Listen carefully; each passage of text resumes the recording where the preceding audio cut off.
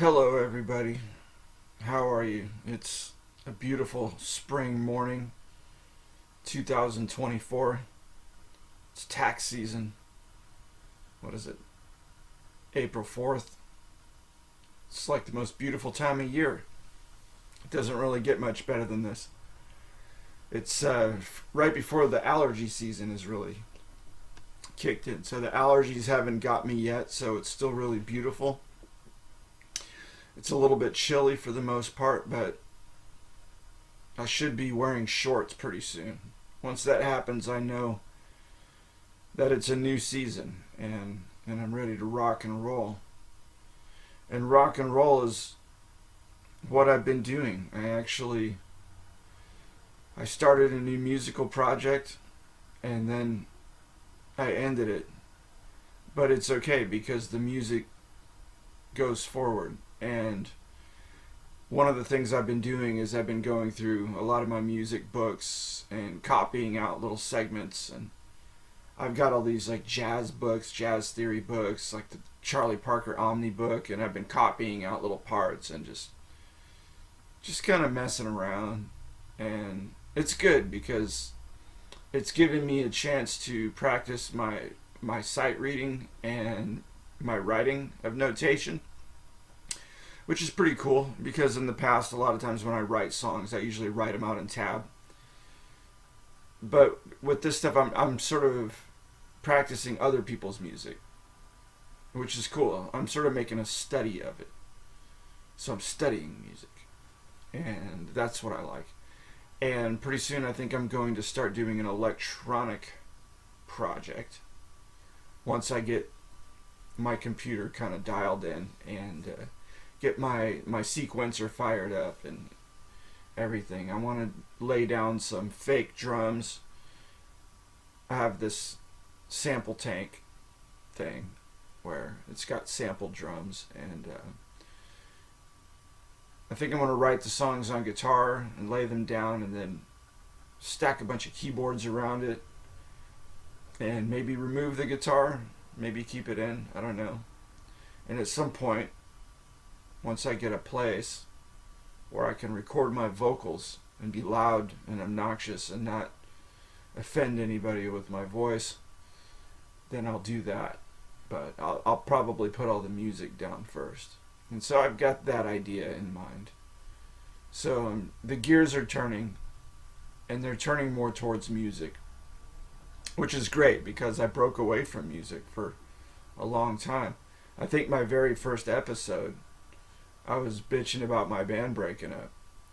And I really haven't done a whole lot ever since. I played bass more than anything. And so I'm back on the guitar.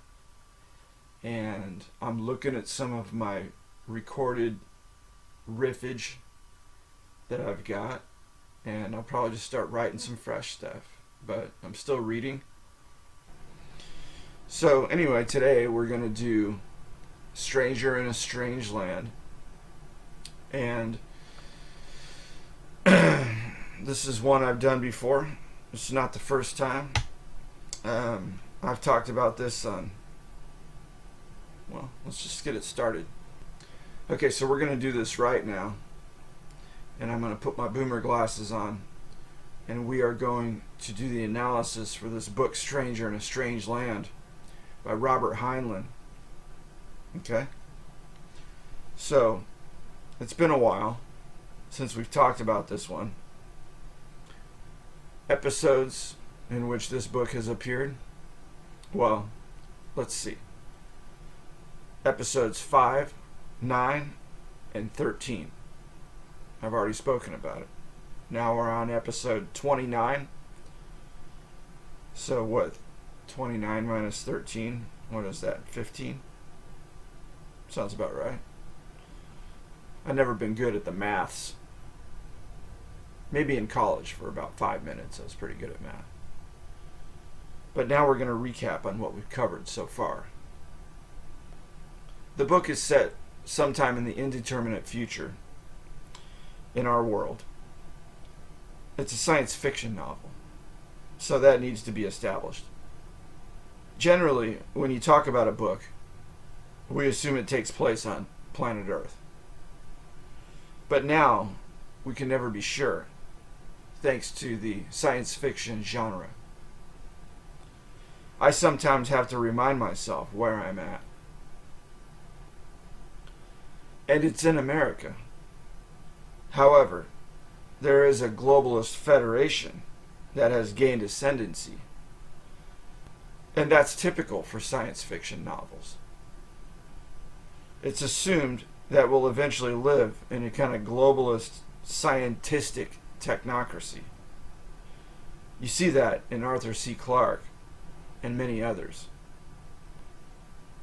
So anyway, we get to the point in our civilization where Elon Musk or some other corporate entity sends a space expedition to Mars.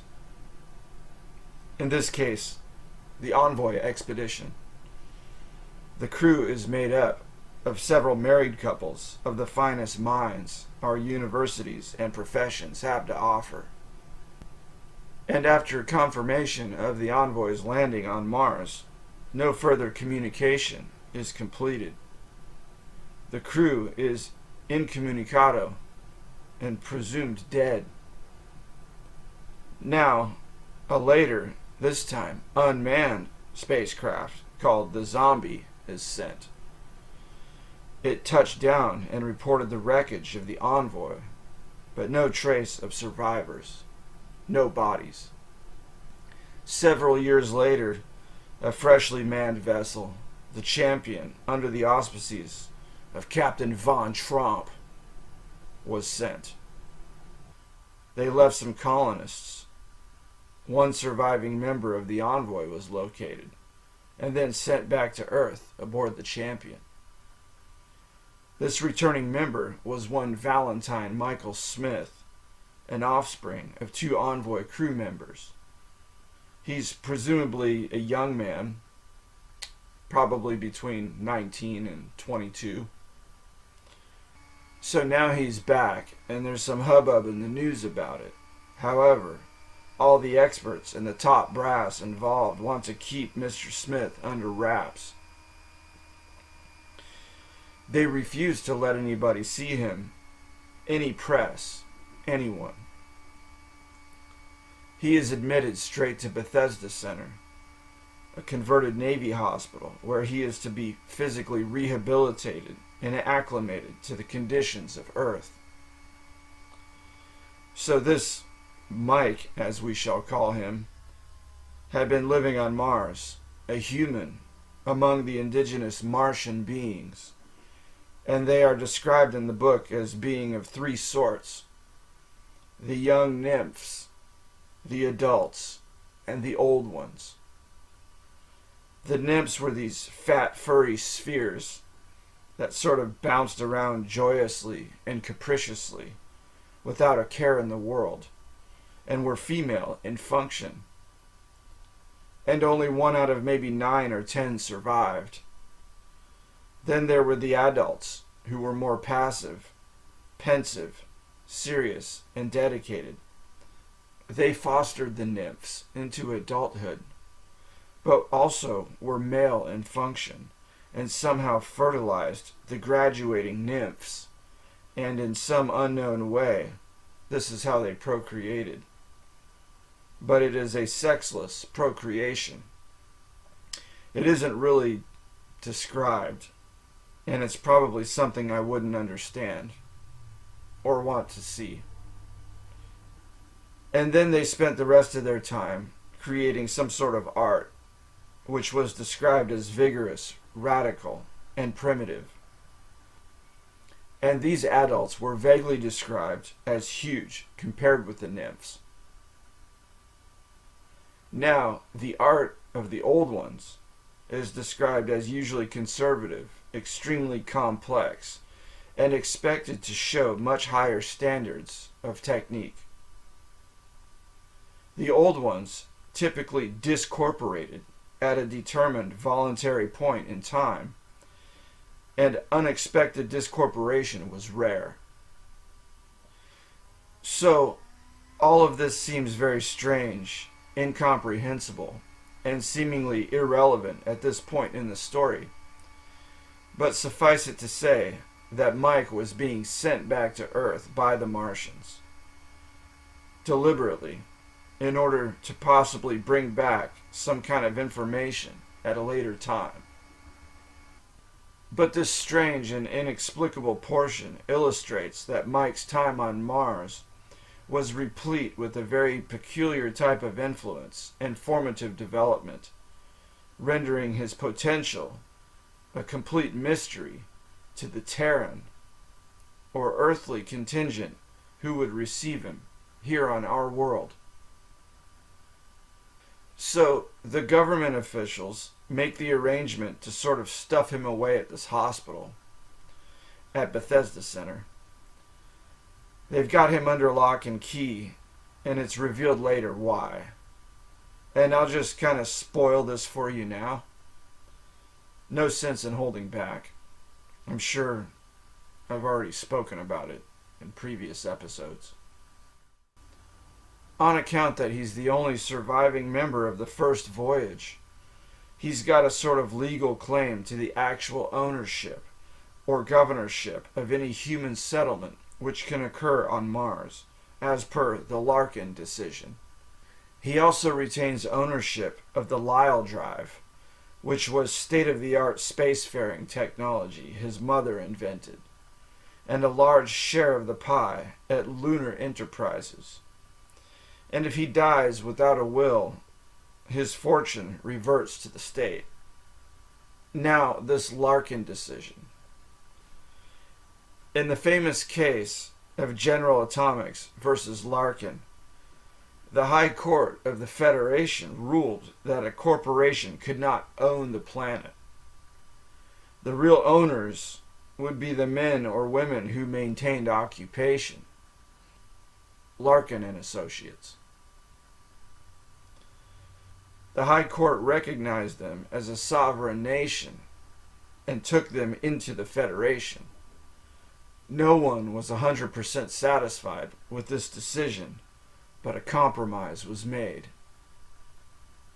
It resulted in rules for colonizing planets, all based on the Larkin decision, intended to avoid a world war, because the Federation did not yet have absolute power.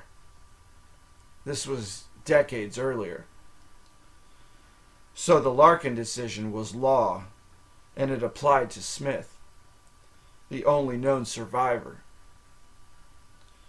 And so, by law, Smith was a sovereign nation and sole owner of planet Mars, according to Federation law.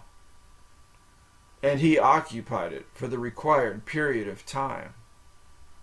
So, king, president, sole civic body, whatever you wish to call it, he was it. And so, without even knowing it, Smith not only is the rightful king of Mars, but owns an enormous financial fortune as well. And so certain governmental powers are conspiring to keep him hidden from public view. And what they do is they trot out this sort of decoy, an actor, to play the man from Mars, to be presented to the public in the media. They substitute him for Michael, and then the government can have their way, even though his family, his crew, his parents, and he withstood the perils, the risks, and survived. He was the canary in the coal mine. And now that the project has been a success, now they plan to step in and shove him aside. And he has no idea about any of this. In fact, the Secretary General Douglas tried to dupe Mike into giving his thumbprint, effectively signing an agreement, abdicating his rights to Mars, and entrusting them to the state. But the incident caused Mike to become confused and a struggle ensued, where the Secretary General tried to force his thumbprint, and Michael went into one of his little comas that he'd fall into when his emotions got too intense. And, of course, they couldn't get him to legally agree while he was unconscious. Now, one person who knows the score and knows exactly what's going on is a journalist named Ben Caxton, and he's already published a piece in his column calling out the Secretary General, effectively making enemies with the highest authorities in the Federation. Now, Ben Caxton is casually dating a nurse named Jill Boardman, who works as a nurse at Bethesda Center, where they're keeping Mike. And she's already encountered Mike. Not that she was supposed to. Her curiosity about the rumors she was hearing around the hospital led her into his room, basically. And she shared a cup of water with him, which made a huge impact on him personally. It created the strongest of bonds, as water is rare on Mars. Of course, she wasn't supposed to be in the room, so she didn't stay long. That night, she went to Caxton's apartment for a little date night, and she let it slip that she'd been in to see Valentine Michael Smith. He asked if she'd sneak him in, but she refused, as she didn't want to risk losing her job.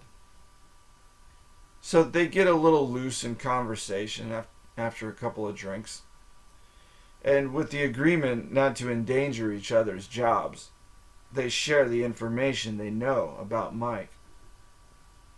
And so he fills her in on the legal situation with Mike and tries to enlist her help in getting information around Mike by placing a recording device on the wall outside of his room to pick up any dialogue that ensues in Michael's vicinity.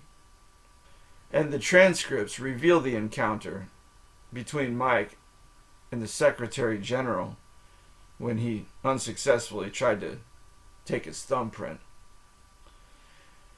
And he shows this to Jillian. He shows her a transcript, thus convincing her that this is a cause worth risking any professional or legal backlash, or any fallout that may occur as a result of her helping to expose the culprits and bring Michael into safety. So they go out of town together to discuss things further, and wind up at an outdoor restaurant near a lake, where a stereo tank showed the nightly news.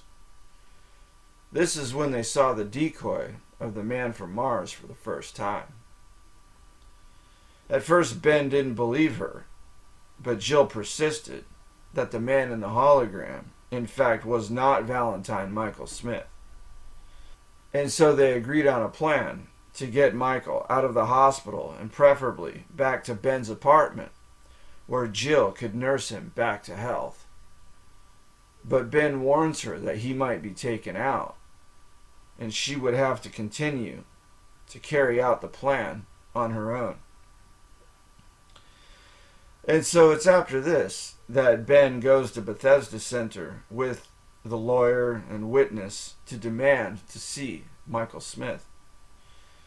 And initially to also enlist the help of an influential friend, Jubal Harshaw, a doctor, lawyer, scholar, writer, who would draw Michael out into the public view and bring enough attention to the case to make it impossible for Douglas to stuff the guy, you know.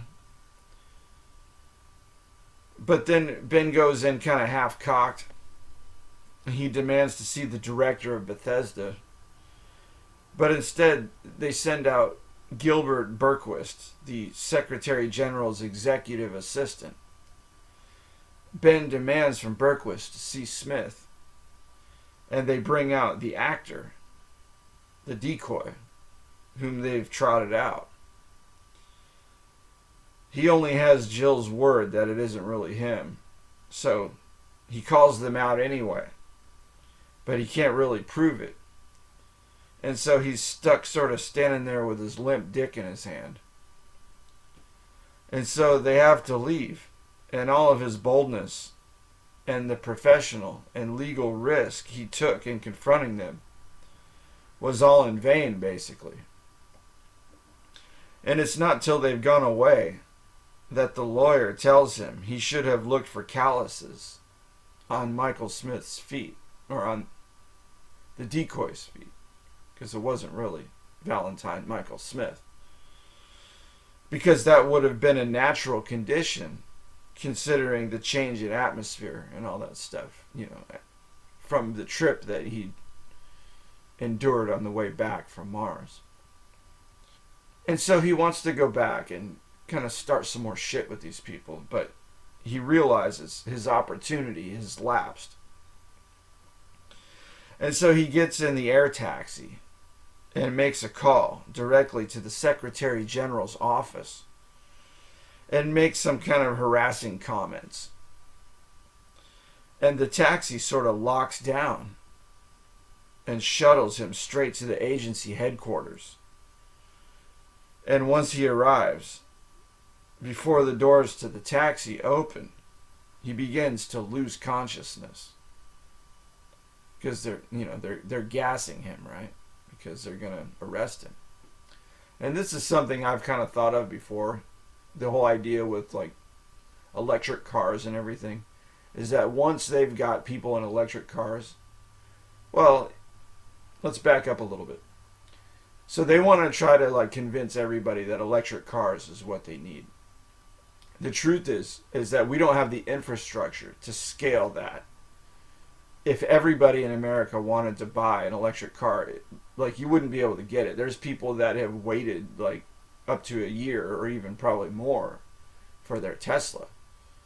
And so the whole thing is to trick people into thinking that they need an electric car. And what's going to happen is that only a fraction of the amount of people who are out driving right now are actually going to be able to get a car.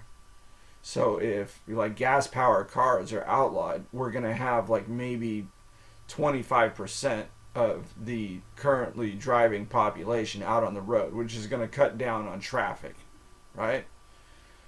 But in addition to that, as far as law enforcement goes, like for like highway laws and stuff, is that when the cops are ready to pull you over, I mean, obviously with your computer locked into the grid, I mean, they're not even going to need to light you up. They'll just place the order and your car will pull over by itself. And if need be, they'll just make your car drive you straight to the police station. And they can question you there. And so that's the idea here. This is kind of foreshadowed in this book that was written in the 60s. That if they want to arrest you, they'll just... Well, in this case, you have an air cab, so they'll lock down your air cab and bring you in. And this is about the time that Jill was expecting him at Bethesda Center. Well, Ben jumped the gun, and now they can't do that. She doesn't know where he is. She calls his office, and they tell her that he's out of town, and they can't locate him. She realizes she's on her own, that maybe he was captured by authorities. And she realizes now how important it is to take whatever risks are necessary to get Michael out of Bethesda Center to a place where she can take care of him. So, the big fear between Jill and Ben up until now was that Secretary General Douglas, having failed to get Mike's thumbprint, would not give up in his effort to get rid of him. Worst case, they expected him to wind up confined to a nursing home, possibly drugged. And so, she's at the hospital, and Ben hasn't shown up. Her regular work routine kept her busy most of the night. And when she got the opportunity, she poked her head into the watchroom for K-12 which was the room Michael was in. And there was this different doctor in there. And she asked how Michael was doing. And he acted surprised that Mike had been in there previously. Like he missed out on something. And showed Jill the screen, which showed an old lady lying in like a waterbed. So, not Mike. And so Jill walked over to her station and read off a clipboard that Mike had been transferred out. It turns out, as she heard through the grapevine, that the woman being kept in Valentine's room was not a wealthy patient, as she was told, but an indigent patient transferred from another floor. And this alerted her that something out of the ordinary was afoot. So the patient rooms on Jillian's floor had like the main room where the patient received care, with a watch room on one side where a doctor could monitor the patient via like a video screen, and then on the other side a sitting room where visitors can wait. And at some point in her busy night, Jill needed to fetch a powered bed. But it was a gigantic facility, this Bethesda Center, and the powered beds were kept nearly a quarter-mile away in a basement. But then she remembered seeing one in the sitting room for K-12, the room which had housed Mike, but now the indigent old woman. Jill's key for the sitting room wouldn't open the door, so she went around the other side and poked into the watch room once again to inquire about the bed.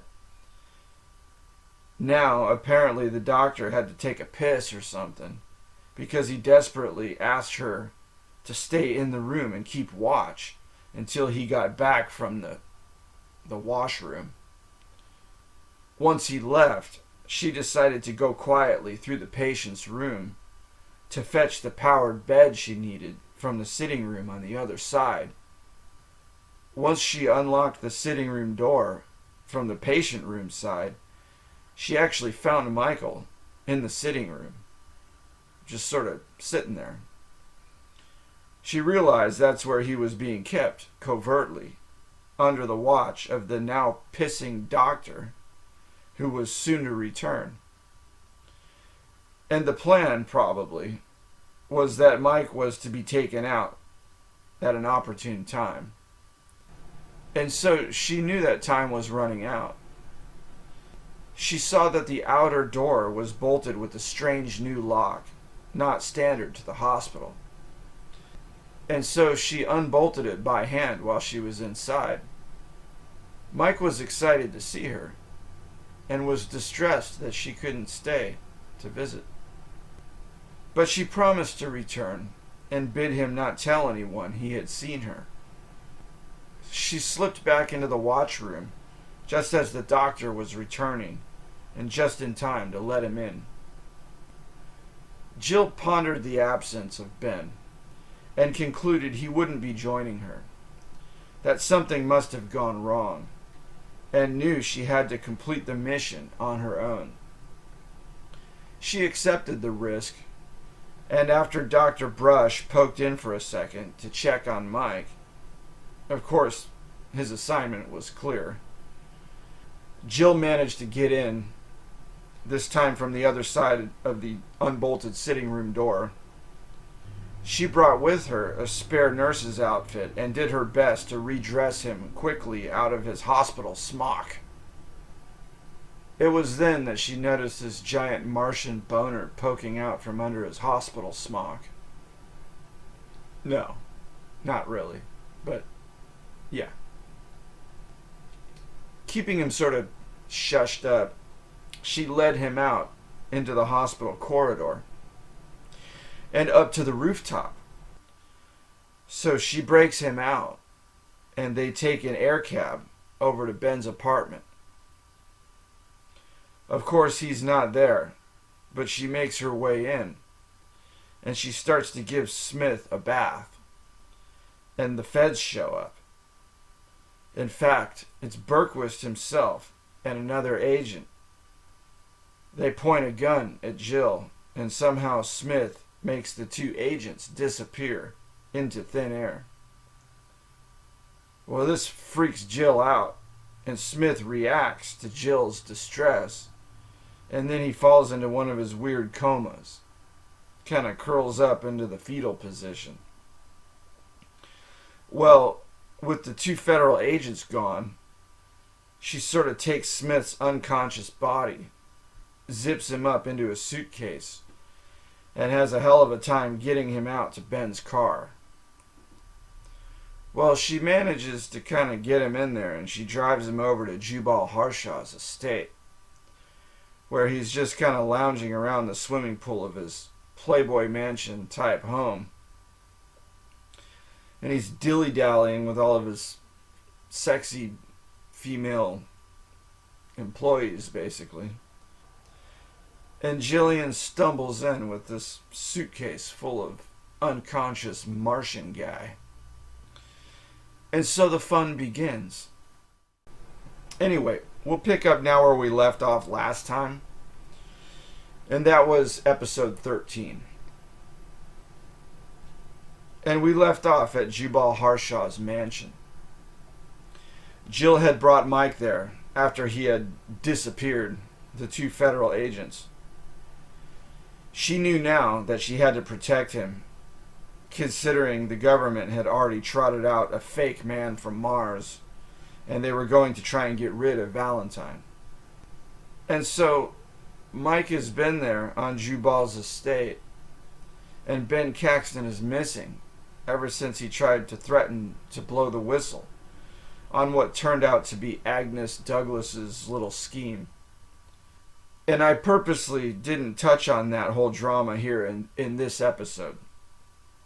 You can go back and listen to like one of the earlier episodes where I talk about Agnes and her little astrologer friend and how she sort of runs the Federation from under her husband's shadow.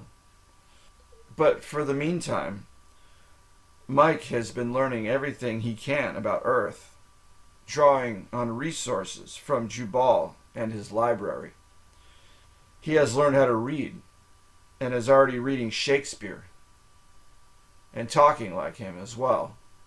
Now, this harkens back a bit to Aldous Huxley's Brave New World, where John the Savage used Shakespeare as his sole inspiration to understand the outside world, as that was the only book he had access to on his particular reservation where he grew up.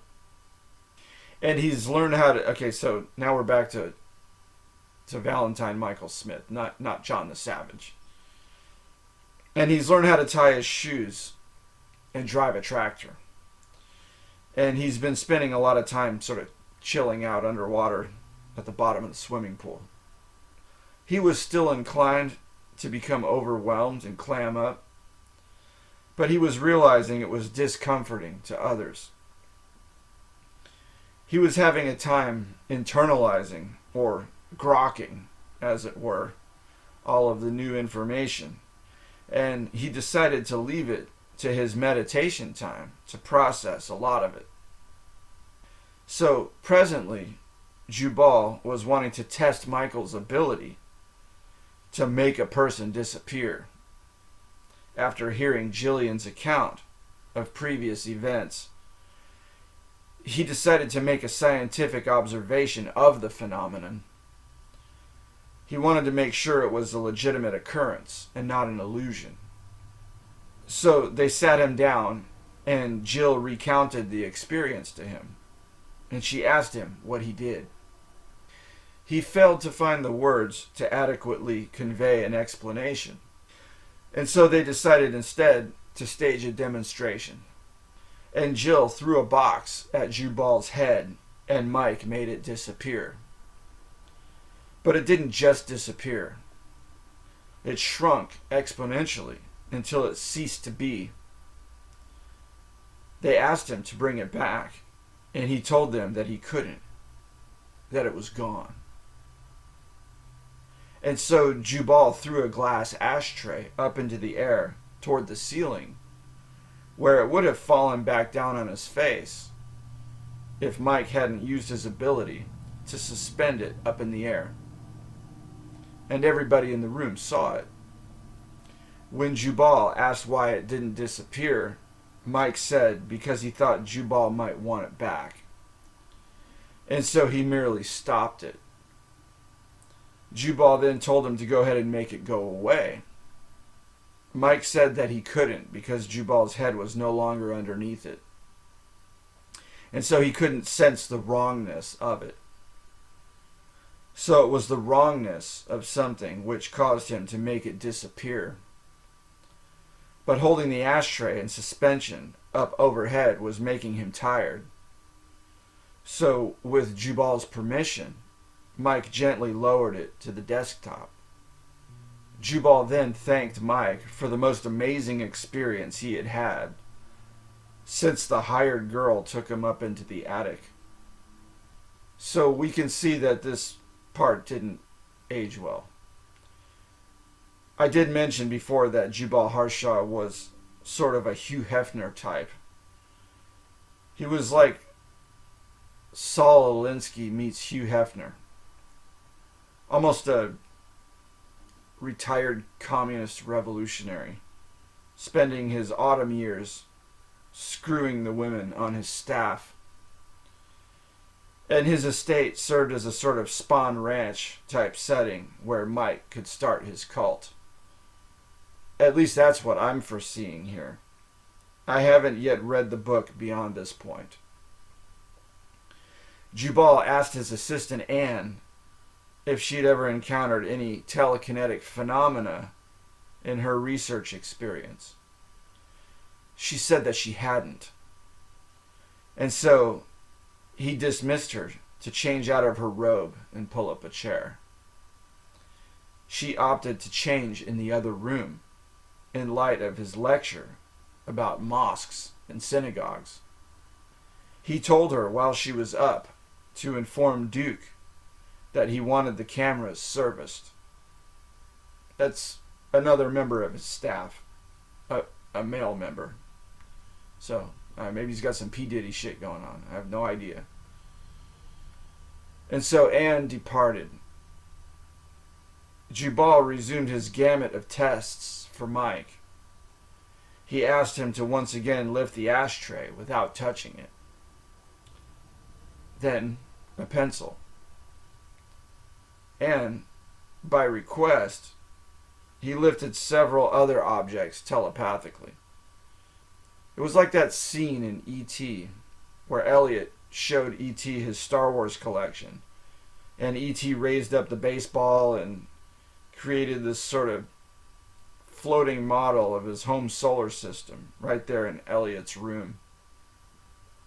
This totally creepy old bald meat looking alien, like 200 years older than Elliot, playing with toys in the middle of the night after sneaking into his bedroom while his mom sleeps in the next room. This old man from out of town. Totally creepy. Anne returned at this point, pulled up a chair, and silently watched all of this happen. Duke enters the room shortly thereafter with a stepladder, presumably to service the cameras. He looks at the floating objects in the room with apparent disinterest and proceeds to set up the ladder. Mike tried to add a paperweight to the dozen or so objects floating around the room, and they all came crashing down. He then apologized to Jubal. Jubal reassured him it was splendid what he did, and that Michael should feel proud.